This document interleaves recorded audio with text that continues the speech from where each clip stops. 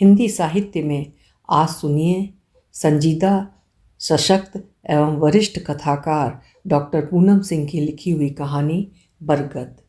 मेरी जुबानी। मैं हूँ सीमा सिंह। अभी ऋचा सुबह की पहली चाय के साथ अखबार लिए लॉन में आई ही थी कि गेट पर गाड़ी रुकने की आवाज़ सुनकर उसने दृष्टि उठाई। तनु एक अपरिचित खूबसूरत युवक के साथ टैक्सी से उतरकर अपना सामान संभालती अंदर आ रही थी। ऋचा अपनी प्यारी बहन की अगवानी के लिए आगे बढ़ते हुए यही सोच रही थी कि अचानक इस तरह एक अजनबी के साथ आने का अर्थ क्या हो सकता है। तनु ने दीदी के पैर छुए, पर ऋचा ने बखूबी महसूस किया कि पहले की तरह अपनी दोनों बाहों में दीदी को बांध लेने की तत्परता इस बार तनु ने नहीं दिखाई।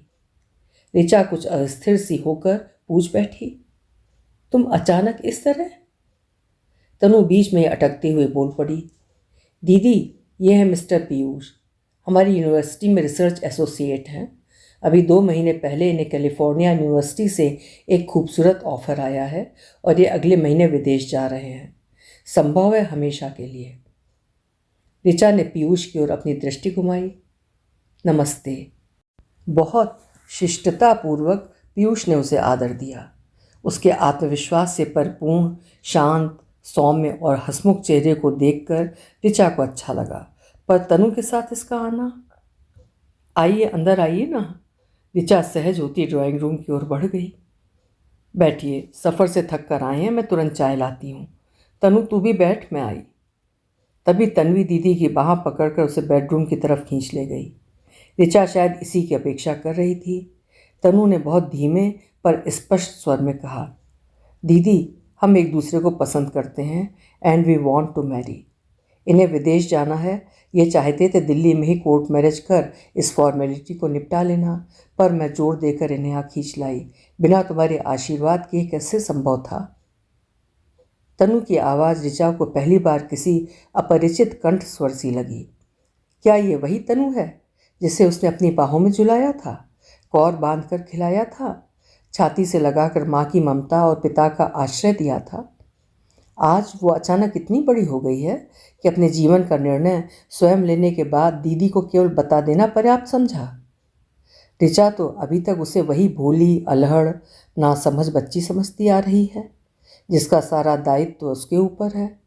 हर माह जिसके लिए पैसे भेजती हुई ऋचा को एक बार उसके पत्रों में लंबी फरमाइशों को भी देखना पड़ता है, जिसमें लाड़ के शब्द पिरोए होते हैं। दीदी इस बार कुछ अधिक भेज देना, कुछ पुस्तकों का पिछला बकाया चुकाना है, और हम लोगों का रिसर्च ट्रिप साउथ जा रहा है ना, तो कुछ साउथ की साड़ियाँ अपने और तुम्हारे लिए लेनी है। अरे हाँ, ये तो बता दो दीदी, मैं अपने लिए कौन सा रंग लूँ? और तुम्हारे गोरे रंग पर तो सभी रंग खिलेंगे, पर मेरे सांवले रंग पर कौन सा रंग जमेगा वो तो तुम ही बता सकती हो। जानती हो दीदी, मेरी सहेलियाँ अक्सर मेरा मजाक उड़ाती हैं कि मेरी पसंद, मेरी रुचि, यहाँ तक कि मेरे सारे अस्तित्व पर दीदी का कवर चढ़ा है। सेल्फ डिसीज़न तो मैं ले ही नहीं सकती। आज अचानक इतना बड़ा निर्णय तनु ने स्वतः ही तो लिया है। Self decision. ऋचा की सारी चेतना कुछ क्षण के लिए कुंद हो गई। किसी विशाल वटवृक्ष को अचानक कोई तीव्र आंधी जिस तरह जड़ से हिला देती है, उसी तरह ऋचा का सारा अस्तित्व चरमरा गया। वो निढाल सी पलंग पर बैठ गई। तनु दीदी के चेहरे की ओर देख कर डर गई। घबरा कर उसने ऋचा को झकझोर दिया। दीदी क्या हुआ तुम्हें? ऐसी चुप क्यों हो गई? मेरी ओर देखो दीदी, मैंने अगर कुछ अनुचित कह दिया हो तो मुझे क्षमा कर दो। तुम जो आदेश दोगी मैं वही करूँगी। तुम्हारी इच्छा के प्रतिकूल मैं कुछ नहीं कर सकती दीदी। प्लीज़ बोलो, ऐसे चुप नहीं बैठो। तनु के कातर स्वर और आंसुओं से भीगे चेहरे को देखते ही ऋचा ने स्वयं को थाम लिया। बहन को कलेजे से लगाकर उस स्वयं को स्थिर करने लगी। अगले ही पल दीदी सहज और शांत होकर उनके स्वागत में जुट गई। क्या खाओगे तुम लोग? पीयूष की पसंद तो मुझे मालूम नहीं, पर तेरी पसंद की गड़ी की खीर रात ही बनाई थी, फ्रिज में ढेर सारी रखी है। तनु ने चुहल की। तुम्हें मालूम था क्या कि मैं सुबह पहुंच रही हूँ? शायद दिल को दिल से राह होती है, दीदी ने स्नेहिल स्वर में कहा और किचन की ओर चल पड़ी। मसालेदार चने का पीठा ढेर सारा फ्रिज में पड़ा है, जरा निकाल तो ला। पीयूष के लिए कुछ गर्म कचौड़ियाँ तल दूँ। दीदी की सहजता और उत्साह देखकर तनु को बड़ी राहत मिली। अपनी बात कह देने के बाद उसे लगा कि दीदी के जीवन की सारी तपस्या को उसने अर्थहीन कर दिया। उसके जीने के मकसद पर उसने प्रश्न चिन्ह लगा दिया है। पर दीदी को पुनः उसी स्नेहमयी ममतामयी स्थिति में पाकर खुशी से तनु की आंखें डबडबा आईं। वो दुपट्टे से आंखें पोंछती दीदी का हाथ बटाने किचन में घुस गई। रात को सोते वक्त दीदी के कलेजे से लगकर तनु ने पीयूष के बारे में एक एक कर सारी बातें बता दी कि उसका बचपन माता पिता के प्यार दुलार से बिल्कुल छूछा मामा के बेरहम साए में बीता है। प्रसूति गृह में ही माँ ने आंखें बंद कर लीं। पिता ने दूसरी शादी रचा ली और दूध की मक्खी की तरह उसे निकाल कर मामा के चौखट पर फेंक आया। यातनाओं और उपेक्षा की लंबी यात्रा पूरी करके पीयूष आज यहाँ तक पहुँचा है, पर उन दर्दीले कांटों की चुभन महसूस करके वो आज भी छटपटा जाता है। क्या बताऊँ दीदी, पीयूष के मुँह से जब तुम मामी के तीखे वाक्य बाण, मामा की बेदर्द धुनाई और 2 रोटी के लिए ऐंठती अंतड़ियों की पीड़ा की दास्तान सुनोगी तो रो पड़ोगी। उसकी इसी पीड़ा ने मुझे उसके प्रति एक तीव्र आकर्षण पैदा कर दिया। जीवन की विसंगतियों से वो टूटने की जगह फौलाद बनता गया।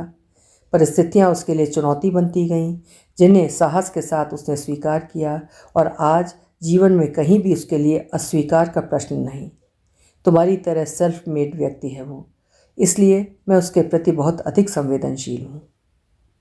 पता नहीं क्या सोचकर ऋचा के हाथ तनु के बाल सहलाने लगे और दीदी के स्नेहिल स्पर्श को अपने भीतर तक महसूसती तनु निश्चिंत हो गई। ऋचा की खुली आंखों में विगत की कई परछाइयाँ तैरने लगी। 13 वर्ष की ऋचा तब नहीं जानती थी कि किसी घर के लिए पिता की छत्र छाया बरगद का पेड़ होती है, जो मौसम के सभी तेवरों को खुद सहती है, पर वो अपनी घनी शीतल छाया में बैठे यात्रियों को इसकी भनक तक नहीं लगने देती है। जिस दिन वो विशाल वटवृक्ष धराशायी हुआ था, राधोपुर गांव की संपूर्ण धरती दरक गई थी। ऋचा को आज भी वो दारुण दृश्य वैसे ही याद है। 14 नवंबर को वो बीच दोपहरी चिल्ड्रंस डे के उपलक्ष्य में पिता हेडमास्टर दीनानाथ ने छात्रों के सांस्कृतिक कार्यक्रम का आयोजन कराया था। राघोपुर गांव का यह स्कूल अपने विशिष्ट शैक्षणिक परिवेश एवं सांस्कृतिक गरिमा के कारण जिला स्तर पर अपनी एक अलग पहचान रखता था। आस्थाशील संस्कृत कर्मी एवं भाषा के प्रकांड विद्वान पंडित दीनानाथ ने अपना तन मन समर्पित करके इस विद्यालय को ये रूप दिया था। दूर दूर के गांवों से लड़के छात्रावास में रहकर यहाँ अध्ययन करने को लालायित रहते थे। हर वर्ष राज्य स्तर पर इस विद्यालय का छात्र माध्यमिक की परीक्षा में छात्रवृत्ति पाता था। छात्र और शिक्षक के बीच वैसा अटूट आत्मीय भाव ऋचा ने फिर कभी जीवन में कहीं अन्यत्र नहीं देखा। यद्यपि वो जीवन की कई भाव भंगिमाएँ देख चुकी है, उसका अतीत एक ऐतिहासिक धरोहर है उसके लिए, जो हर अव्यवस्थित समय में उसे बाहों में लेकर दुलराता है और संघर्ष की नई शक्ति देता है। विद्यालय का वो सांस्कृतिक आयोजन पिता के जीवन का अंतिम आयोजन था। छात्रों के पारितोषिक की घोषणा करते हुए माइक पकड़े ही हृदय गति के जबरदस्त झटके से स्टेज पर ही पंडित दीनानाथ ढेर हो गए थे। धराशाही बरगद के इर्द गिर्द चिड़ियों का मार्मिक क्रंदन गूंज रहा था। ऋचा की चेतना शून्य होती जा रही थी। तभी तनु ने करवट बदली। ऋचा की तंद्रा भंग होती है। कमरे में हल्का नीला प्रकाश फैला हुआ है। ऋचा तनु के सोए मुख की ओर देखती है। कितनी निश्चिंतता है उसके चेहरे पर, कहीं कोई शिकन नहीं। सरल शांत मुस्कान खिल रही थी उसके होठों पर। शायद कोई सुखद स्वप्न देख रही है वो। ईश्वर उसके सारे सपने साकार करें। ऋचा डबडबाई आंखों से उसे निहारती हुई कामना करती है। उसकी सोच में स्मृतियों के बेतरतीब पन्ने अब भी फड़फड़ा रहे हैं। रिजू और तनु के लिए उसके मन में तब कितना जहर भरा था। पिता चले गए, अपने साथ ऋचा का बचपन और कैशोर्य भी लेते गए। 6 वर्ष का रिजू और 2 वर्ष की तनु को जब वो माँ के आंचल से हर समय चिपके देखती तो उसे लगता, काश ये भाई बहन मुझे ना होते तो शायद माँ इतनी दुखी और परेशान ना होती, मैं इतनी एकाकी और उदास ना होती। पिता के साथ उसके सुख के दिन भी गए, हंसने खेलने का मौसम भी गया और सबके साथ माँ का दुलार और माँ की मार भी खत्म हो गई। ऋचा का मन उस प्यार के लिए और उसका तन उस मार के लिए तरसता रहता। कभी कभी वो जानबूझकर शैतानी करती, भाई बहन को चिढ़ाकर रुलाती, कॉपी के पन्ने फाड़ कर ढेर कर देती ताकि माँ की नज़र उस पर पड़े और गुस्से से तमतमाती पुराने अंदाज में उसके कान खींचकर 2-4 थप्पड़ जड़ दें। पर माँ वैसा कुछ भी नहीं करती, ना कहती। बस एक मूक दृष्टि से उसे निहार कर दोनों बच्चों को चुप कराने लगती। ऋचा का आंतरिक द्वंद्व भीतर ही भीतर उसे मथ डालता। उसका किशोर मन माँ को बरगद की ठूठी डाल के रूप में देखता था, जिस पर चिपका घोंसला हवा के हल्के स्पर्श से भी थरथराने लगता था। तब नहीं जानती थी ऋचा कि इस घोंसले को ठौर देने वाला बरगद उसे ही बनना था। ऋचा एक लंबी निश्वास खींचती हुई उठकर बैठ जाती है। उसे स्वयं पर थोड़ी हैरानी भी होती है। आखिर क्यों वो आज इतनी अपसेट हो गई है, इतनी रात गए तक जाग रही है। पहले तो कभी भी जब तनु आई है ऋचा खुशी से दीवानी सी हो जाती थी। कहाँ रखूँ, क्या खिलाऊँ, कैसे दुलराऊँ, कितना कुछ कहूँ सुनूँ, पर आज ऐसी तटस्थता क्यों? क्यों बार बार मन विगत की ओर देख रहा है? ऋचा स्वयं को समझाने का प्रयत्न करती है। वो हाथ बढ़ाकर सिरहाने रखा पानी का गिलास उठाना चाहती है। पानी पीकर बहुत बार व्यक्ति अपने को सहज बनाता है। झन्न की आवाज़ के साथ पानी से भरा गिलास अचानक उसके हाथ से छूटकर फर्श पर लुढ़क जाता है। तनु गहरी नींद से एक बारगी जाग जाती है। दीदी लज्जित सी कहती हैं, सॉरी, पता नहीं कैसे हाथ से छूट गया। दीदी, तुम सोई नहीं? अभी तक जाग रही थी क्या? नहीं पगली, अभी अभी तो नींद खुली है। कोई भयानक सपना देख रही थी, कंठ सूख गया था, पानी पीने उठी थी कि। देखो दीदी, तुम्हें झूठ बोलना भी नहीं आता, फिर क्यों मुझे झूठी तसल्ली दे रही हो? तुम्हारे सिरहाने रखे तकिए को देखकर मैं कह सकती हूँ तुम एक क्षण के लिए भी नहीं सोई हो। रात भर ऐसे ही तकिए में पीठ उठगाकर कुछ सोचती रही हो। क्यों परेशान हो दीदी, बोलो ना।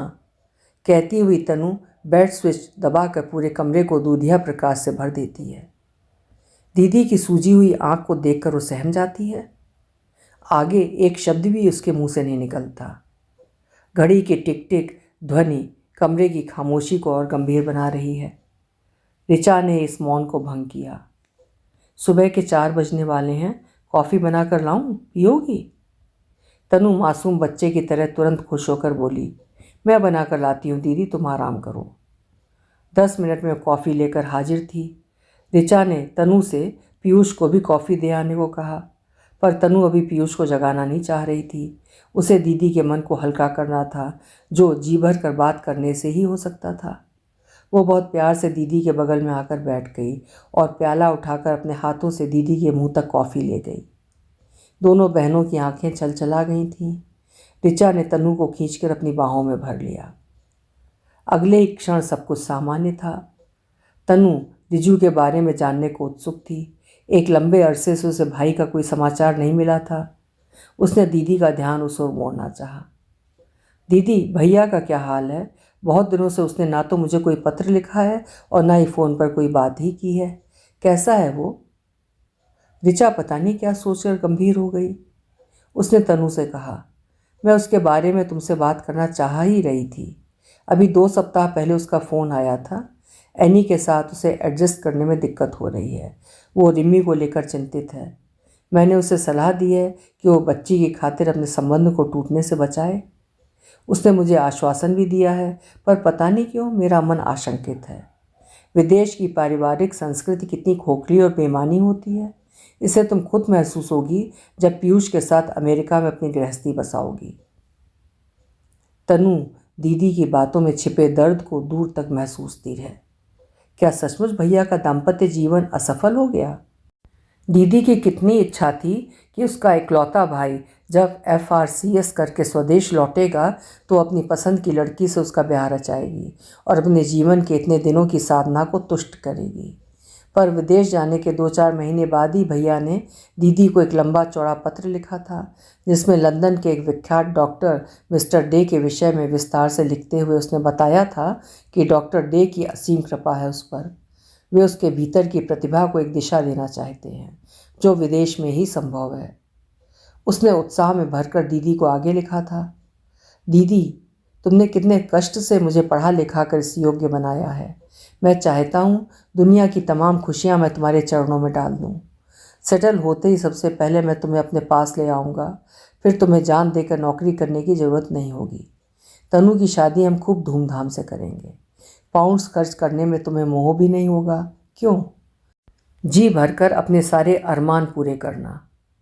पर दीदी, इस पत्र को पढ़कर खुश होने की जगह अंदर से भीग गई थी। तनु को याद है, दीदी ने धीरे से कहा था, मुझे नहीं मालूम था पाउंड्स में दीदी के स्नेह से अधिक गर्मी है। उसके 1 वर्ष बाद ही रिजू ने डॉक्टर डे की इकलौती बेटी से इंग्लैंड में ही ब्याह कर लिया था और दीदी को फ़ोन पर इसकी सूचना दे दी थी। बाद में उसने कई फोटोग्राफ्स मेल से भेजे थे। एक विदेशी लड़की से ब्याह की बात दोनों बहनों ने कितने दुखी मन से स्वीकारी थी। अचानक उस ब्याह का अंतिम निष्कर्ष सोचकर तनु विचलित सी हो गई। उसने दीदी से पूछा, आखिर ये सब हुआ कैसे? इतनी जल्दी दोनों एक दूसरे से कैसे भर गए? अभी तो रिम्मी भी 2 वर्ष की पूरी नहीं हुई है। ऐसा क्यों हुआ दीदी? भैया ने तो पहले कभी ऐसा कुछ संकेत तक नहीं दिया। ऋचा ने तनु से अधिक अपने को समझाते हुए कहा, वे जहाँ रहते हैं वहाँ संबंध जोड़ने और टूटने में 5 मिनट भी नहीं लगते। इसलिए लोग न जोड़ने के एहसास की गहराई को जान पाते हैं और न टूटने के असीम दर्द को।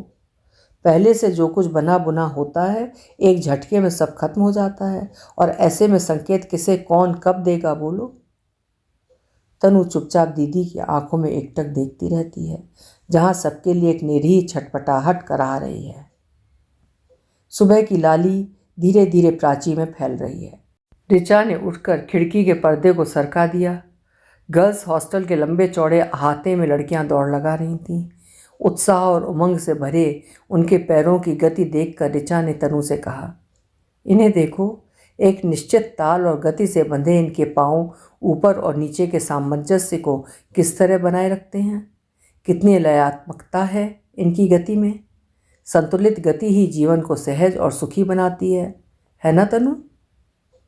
तनु दीदी के कंधे पर चुपचाप अपना सर रख देती है, जैसे मूक समर्थन कर रही हो उसकी बातों का।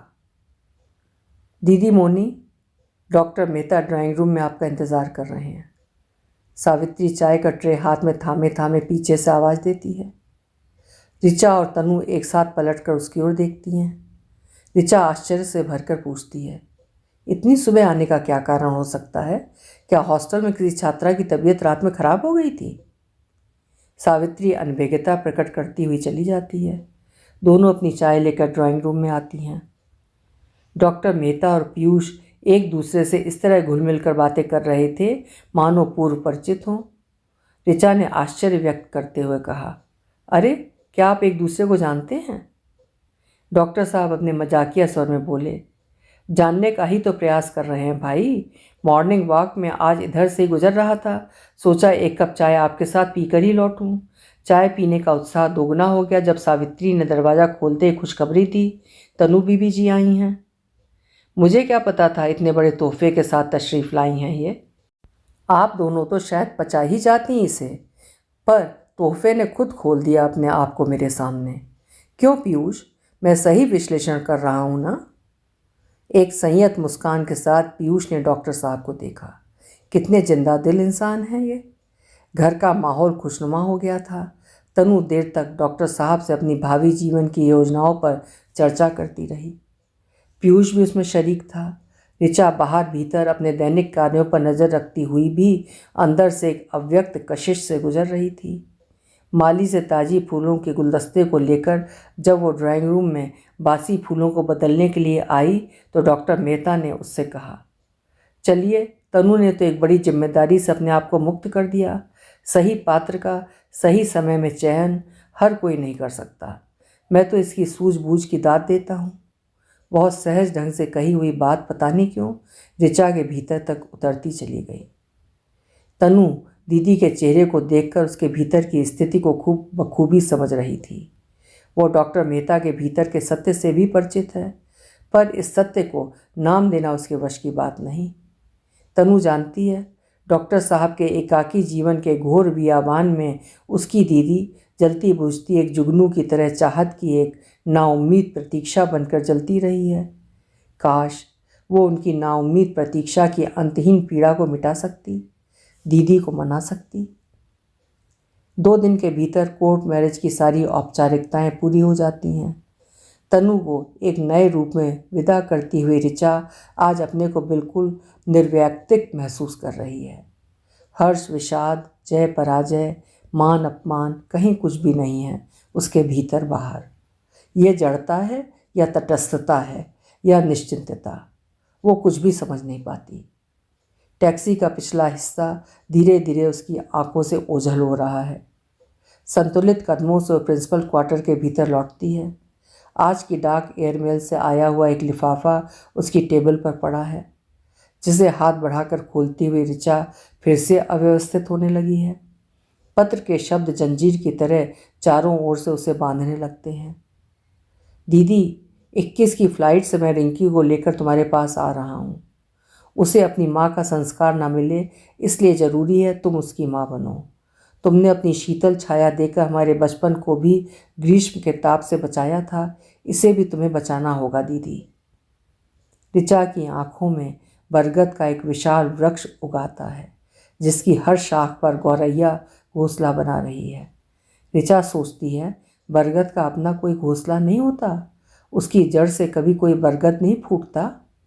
हर मौसम के प्रहार को झेलने के लिए अडिग अविचल रहना ही उसकी नियति है। फ़ोन की घंटी जोर जोर से घनघना रही है।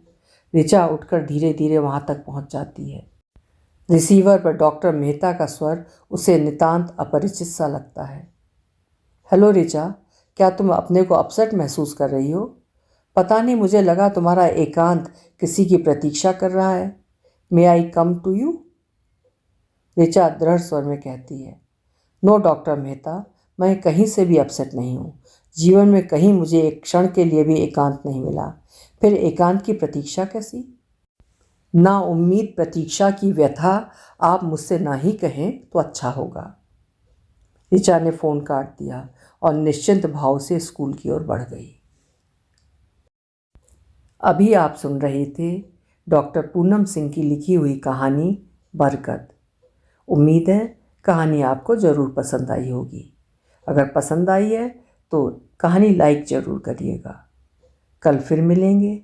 आपका समय शुभ हो।